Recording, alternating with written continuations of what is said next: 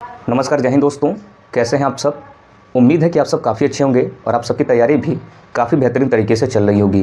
दोस्तों, जैसा कि आप सभी जानते हैं, सिविल सर्विसेज ट्यूटर के द्वारा यूपीपीसीएस मेंस 2025 के लिए कोर्स चलाया जा रहा है, जिसमें हम लोग सबसे पहले विषय की बात कर रहे हैं कला और संस्कृति के बारे में।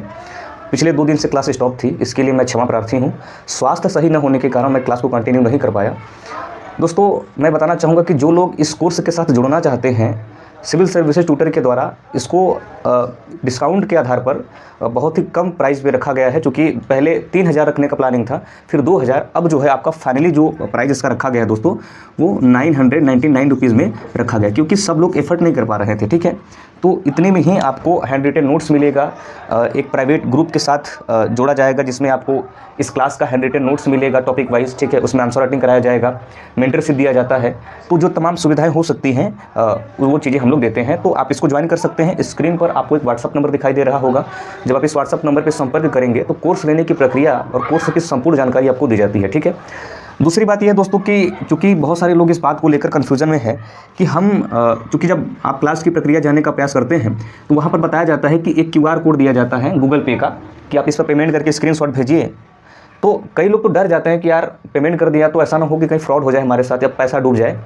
दोस्तों, मैं बताना चाहूँगा, सिविल सर्विसेज ट्यूटर के द्वारा जो नंबर पब्लिश की गई है वो एक रजिस्टर्ड नंबर है और यूट्यूब है। तो इसका मतलब ये है कि हम लोग पूरी तरीके से ऐसा कोई काम नहीं करते हैं जो किसी विद्यार्थी की मानसिकता पर नकारात्मक प्रभाव पड़े। मतलब किसी भी प्रकार का फ्रॉड आपके साथ नहीं होने वाला है। आप 100% जुड़ेंगे, इस बात का गारंटी हम लोग लेते हैं दोस्तों। ठीक है, तो फ्रॉड की जो एक भ्रामक स्थिति रही है वो आप लोग थोड़ा सा इस बात को समझेंगे कि किसी भी प्रकार का फ्रॉड नहीं होने वाला है। दूसरी बात ये रही, हम लोगों ने विचार किया, चूँकि कला और संस्कृति हम लोग जीएस पेपर फर्स्ट से संबंधित बात कर रहे हैं। ये जीएस पेपर फर्स्ट है, लेकिन आप सभी जानते हैं बहुत सारे लोग इसको पूछ रहे हैं और डाउट के रूप में ये है दोस्तों कि क्या आप यूपी स्पेशल ठीक, यूपी स्पेशल पेपर 5 और 6 भी कराओगे क्या? तो बिल्कुल दोस्तों कराऊंगा, क्योंकि कोर्स में ऐड है तो मैं इसको कराऊंगा। लेकिन चूँकि हमने इसको कोर्स के टाइपिंग में नहीं लिखा, किस लिए नहीं लिखा, जैसे कि मान लीजिए हम जीएस पेपर फर्स्ट के लिए कला और संस्कृति पढ़ रहे हैं दोस्तों, तो जो यूपी स्पेशल है, ठीक है, यूपी स्पेशल पेपर 5 की अगर मैं बात करूं तो इसमें भी कला और संस्कृति है। आप देखेंगे यूनिट नंबर 1 और 2 में आप देखेंगे कि कला और संस्कृति से ही दोनों यूनिट संबंधित है। तो हम चूँकि जस्ट इसके बाद हम यूपी स्पेशल पेपर 5 और 6 पर जो है वहाँ पर जाएंगे और इन दोनों यूनिट को कवर करने के बाद फिर हम जो है आधुनिक भारत के इतिहास पर बातचीत करेंगे। ठीक है, तो आप इसको ध्यान में रखेंगे। पेपर 5 और 6 को हम अलग से नहीं पढ़ेंगे। हमारा प्लानिंग है कि पेपर 1, 2 और 3 ये जैसे ही ख़त्म होगा, इस बात की भी पूर्णतः पुष्टि रहेगी कि यूपी स्पेशल पेपर 5 और 6 भी आपका ख़त्म हो चुका रहा होगा। ठीक है, तो ये तीनों खत्म होने का मतलब है कि ये भी खत्म हो गया। हम जैसे कला संस्कृति की बात जिस पेपर फर्स्ट में कर रहे हैं, उसी प्रकार से हम यूपी स्पेशल में भी कर देंगे और ये जो है यूपी के संदर्भ में रहने वाला है। तो इस बात की आप जो है थोड़ा सा इस बात को लेकर भ्रम मत होना कि यूपी स्पेशल नहीं कराया जाएगा। इतनी बेहतरीन तरीके से मैं इसको कराऊंगा कि यकीन मानिएगा कोई भी चीज़ आपको रटने की ज़रूरत नहीं पड़ेगी। अभी तक आप देख रहे हैं कि शायद यूट्यूब पर ऐसा कोई वीडियो होगा जो बहुत ही ऐसे ठोस तरीके से बनाया हो, देखने के बाद ऐसा अनुभव हो कि मैं इसमें बेहतर परफॉर्म कर सकता हूँ। ठीक है, तो अभी तक ऐसा कोई वीडियो नहीं, बट हम लोगों का प्लानिंग कुछ अलग तरीके से है। ठीक है, तो ये हम लोगों का कुछ प्लानिंग रहा है। बाकी हम लोग आज बात करेंगे सिंधु घाटी सभ्यता से संबंधित आर्थिक दशा के बारे में कि इसकी आर्थिक स्थिति कैसी रही होगी दोस्तों। ठीक है, देखिए दोस्तों, मैं आपको बताऊं कि सिंधु घाटी सभ्यता की जो आर्थिक स्थिति है दोस्तों, ये कुछ आधारों पर बताई जाती है। जैसे आप देखेंगे कि वहाँ पर कृषि के जो है साक्ष्य मिलते हैं। ठीक है, उसके बाद यहाँ पर पशुपालन के भी साक्ष्य मिलते हैं। ठीक है, उसके बाद शिल्प के साक्ष्य मिलते हैं और व्यापार के साक्ष्य। तो ये चारों ऐसे पहलू हैं जो सिंधु घाटी सभ्यता की आर्थिक दशा को मजबूत करने में अपना योगदान दे रहे हैं। जैसे कृषि की बात करूँ, अगर कृषि उन्नत स्तर पर रहेगा, अर्थात कृषि जो है उन्नत स्तर पर रहेगा, तो सामान्य सी बात है कि उसकी अर्थव्यवस्था भी अच्छी रहेगी। पशुपालन जैसी अगर व्यवस्था देखने को मिलती है तो सामाजिक आर्थिक दशा में कहीं ना कहीं अपना योगदान दे रही है। उसी प्रकार शिल्प और व्यापार। अगर मैं बातचीत करूँ कृषि के बारे में दोस्तों, तो कई जगहों से फसलों के या फिर अनाजों के साक्ष्य मिले हैं। जैसे गेहूँ हो गया, जौ, चावल, इसके साक्ष्य कई जगहों से प्राप्त हुए हैं। ठीक है, तो इसको ध्यान में रखेंगे कि गेहूं, जौ, चावल के साक्ष्य कई जगहों से प्राप्त हुए हैं। जैसे गेहूं की अगर मैं बात करूं तो लोथल से जो है गेहूं के साक्ष्य प्राप्त हुए हैं। ठीक है, उसी प्रकार बनावली से जौ का साक्ष्य प्राप्त हुआ है। अगर मैं चावल की बात करूं दोस्तों तो लोथल से जो है चावल के साक्ष्य प्राप्त हुए हैं। यहाँ पर माफ़ी चाहूँगा, हड़प्पा लिखेंगे कि हड़प्पा से गेहूं के साक्ष्य प्राप्त हुए हैं। तो इन सारी जो है फसलों का या फिर अनाजों का साक्ष्य पाया जा रहा है, जिससे संभवतः यह अनुमान लगाया जाता है कि वहाँ पर कृषि कार्य किया जाता होगा। ठीक है, उसके बाद आप देखेंगे दोस्तों कि धौलावीरा से धौलावीरा से उन्नत जल प्रबंधन के साक्ष्य मिलते हैं। उन्नत जल प्रबंधन के साक्ष्य मिलते हैं। उन्नत जल प्रबंधन के साक्ष्य, देखिए उन्नत जल प्रबंधन का साक्ष्य जो मिलता है ये इस बात को इंगित करता है कि हो सकता है सिंचाई के लिए जल का प्रबंधन किया जाता होगा, क्योंकि सामान्य सी बात है कि वर्षा एक निश्चित मौसम पर ही होती है। तो धौलावीरा में उन्नत जल प्रबंधन इस बात का साक्ष्य है कि हो सकता है कि सिंचाई के लिए जल का प्रबंधन किया जाता होगा। तो ये चूंकि अनुमान लगाया जा रहा है, मैंने पिछली भी क्लास में बताया है, किसी भी चीज़ को सिंधु घाटी सभ्यता से संबंधित आप दावे से नहीं कह सकते। ठीक है, उसके बाद अगर मैं बातचीत करूँ कि बनावली से या कालीबंगा से हल रेखा के साक्ष्य प्राप्त हुए हैं। हल रेखा के साक्ष्य प्राप्त हुए हैं। ठीक है, हल रेखा के साक्ष्य बनावली से प्राप्त हुए हैं। इसका मतलब ये है कि चूंकि हल रेखा के साक्ष्य प्राप्त हो रहे हैं, मतलब कालीबंगा से जूते हुए खेतों के साक्ष्य प्राप्त हो रहे हैं, तो ये भी हो सकता है कि कृषि कार्य किया जाता होगा, क्योंकि कृषि की जो सबसे पहली प्रक्रिया है उसमें तो खेतों की जुताई करना ही है। तो मतलब कालीबंगा से जूते हुए खेत के साक्ष्य प्राप्त हो रहे हैं, इसका मतलब ये है कि संभवतः कृषि की जाती होगी। उसी प्रकार हम बात करें बनावली से मिट्टी के हल का साक्ष्य प्राप्त हुआ है। मिट्टी के हल का साक्ष्य प्राप्त हुआ है। तो आप इसको समझ सकते हैं कि इतने सारे साक्ष्य प्राप्त हो रहे हैं कृषि से संबंधित कि गेहूं के, जौ के, चावल के साक्ष्य प्राप्त हो रहे हैं। हड़प्पा से गेहूं के साक्ष्य, बनावली से जौ के साक्ष्य, लूथल से चावल के साक्ष्य, धौलावीरा से उन्नत जल प्रबंधन, कालीबंगा से जूते हुए खेत, बनावली से मिट्टी के हल प्राप्त हो रहे हैं। तो संभवतः यह अनुमान लगाया जा रहा है कि इतने सारे साक्ष्य इस बात को प्रमाणित करते हैं कि संभवतः वहाँ पर कृषि कार्य की जाती होगी। अब क्योंकि कृषि हो रही है तो सामान्य सी बात है कि उसकी अर्थव्यवस्था कहीं ना कहीं अच्छी रही होगी दोस्तों। ठीक है, उसी प्रकार हम बात करें पशुपालन की, तो इसमें आप देखेंगे कि अनेक प्रकार के पशुओं का वर्णन या फिर पशुओं का प्रमाण मिलता है। यहाँ पर देख सकते हैं जैसे गाय हो गया, बैल, ठीक है, गाय, बैल, भेड़ बकरी और भी बहुत सारे आदि हम लिख देते हैं, और भी बहुत सारे। ये इस बात को प्रमाणित करते हैं कि ऐसे पशुओं के साक्ष्य जैसे बैल हो गया, तो वर्तमान समय में जो बैल का उपयोग है दोस्तों, आप देख रहे होंगे कि एक तरीके से बैलगाड़ी के रूप में अर्थात सामान ढुलाई के रूप में, आयात निर्यात के रूप में हो सकता है कि बैल का उपयोग किया जाता होगा। ठीक है, तो बेसिकली कहने का मतलब ये है कि इन सारे पशुओं का साक्ष्य हमें प्राप्त हो रहा है। पशुओं का डायरेक्ट साक्ष्य नहीं प्राप्त हो रहा है, जैसे कहीं कहीं पर हमें हो सकता है कि इसकी हड्डी मिल गई या फिर कहीं पर ऐसा किसी बर्तनों पर पशुओं का चित्रांकन किया गया है, तो पशुओं का साक्ष्य प्राप्त हो रहा है, मतलब पशुपालन जैसे वहाँ पर प्रमाण मिल रहे हैं। तो कहने का मतलब ये है कि ये भी कहीं ना कहीं अर्थव्यवस्था को मजबूत ही कर रहे हैं। अगर पशुपालन कर रहे हैं, जैसे गाय हो गया, तो हो सकता है कि गाय जैसे पशु पाले जाते होंगे।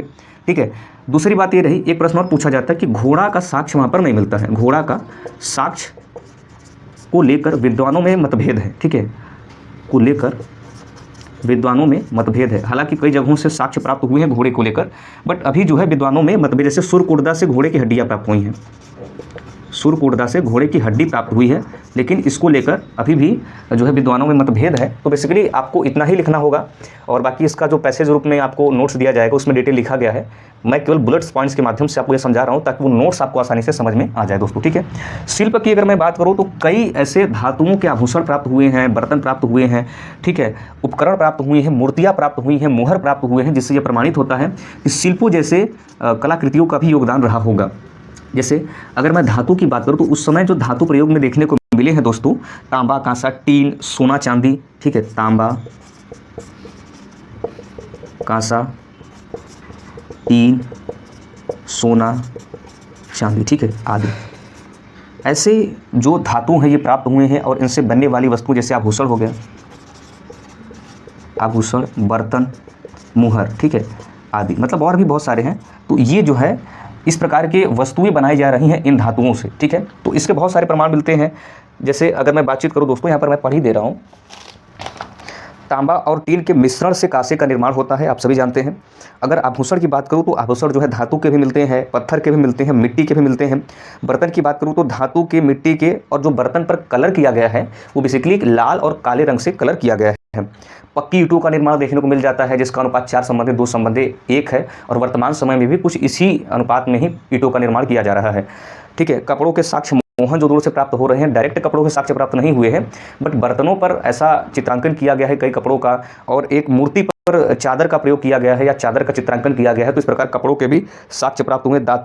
हाथी के दांत की वस्तुएं प्राप्त हुई हैं, जैसे लोथल और मोहनजोदड़ो से। ठीक है, ये सब मैं आपको केवल समझा रहा हूँ, बाकी नोट्स के रूप में आपको मिलने वाला है। माप तोल की वस्तुओं के साक्ष्य प्राप्त हो रहे हैं। मुहर अधिकांशतः सहर सेलखड़ी नामक पत्थर से निर्मित होते हैं। जो मुहर होता है दोस्तों, वो अधिकांशतः सेलखड़ी नामक पत्थर से निर्मित होता है। मुहरों से हमें लिपि की जानकारी मिलती है, पशु पक्षी की जानकारी मिलती है, वनस्पति धर्म की जानकारी मिलती है।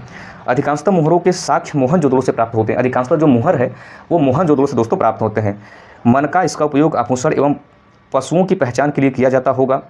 अधिकांशतः जो सेलखड़ी से निर्मित है। ठीक है, तो कहने का मतलब ये है दोस्तों, शिल्पों का हमें साक्ष्य प्राप्त हो रहा है। शिल्प से बने अनेक प्रकार के धातुओं से वस्तु, आभूषण, बर्तन, मुहर, ये सब जो मिल रहे हैं उस समय की अर्थव्यवस्था में कहीं न कहीं अपना योगदान दे रहे थे। ठीक है, लाइट कट गई है इसलिए थोड़ा सा वीडियो का क्वालिटी डाउन हो चुका होगा, कोई बात नहीं। हमें वीडियो की क्वालिटी पर नहीं जाना है, बल्कि हम क्या कंटेंट आपको प्रोवाइड कर रहे हैं इस पर आपको ध्यान देना है।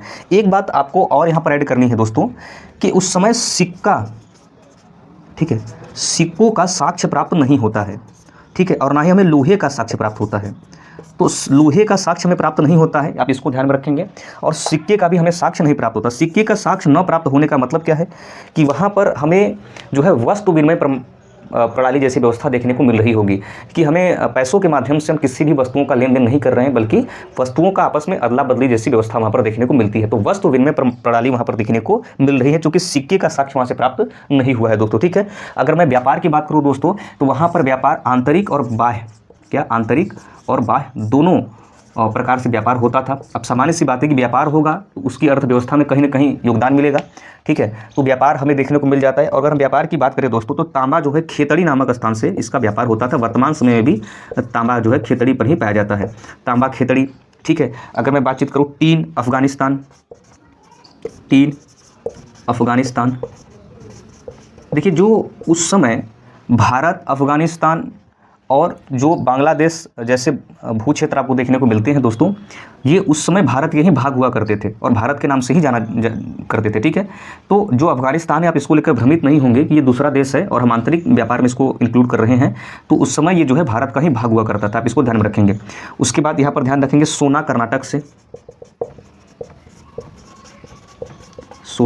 से, ठीक है, सेलखड़ी राजस्थान से,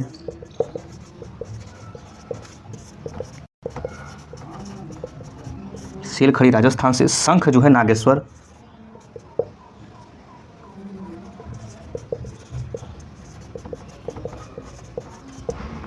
से।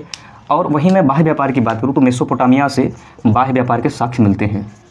ठीक है, मेसोपोटामिया से। दोस्तों यहाँ पर कुल मिलाकर मुझे समझाने का मतलब मेरा केवल यही है कि जो सिंधु घाटी सभ्यता की आर्थिक दशा है दोस्तों, उसमें मुख्यतः 4 पहलुओं का योगदान है, जैसे कृषि, पशुपालन, शिल्प और व्यापार का योगदान है। तो हमने कृषि में किस प्रकार से योगदान है, पशुपालन में किस प्रकार से योगदान है, शिल्प में किस प्रकार से योगदान है और व्यापार में किस प्रकार से योगदान है दोस्तों।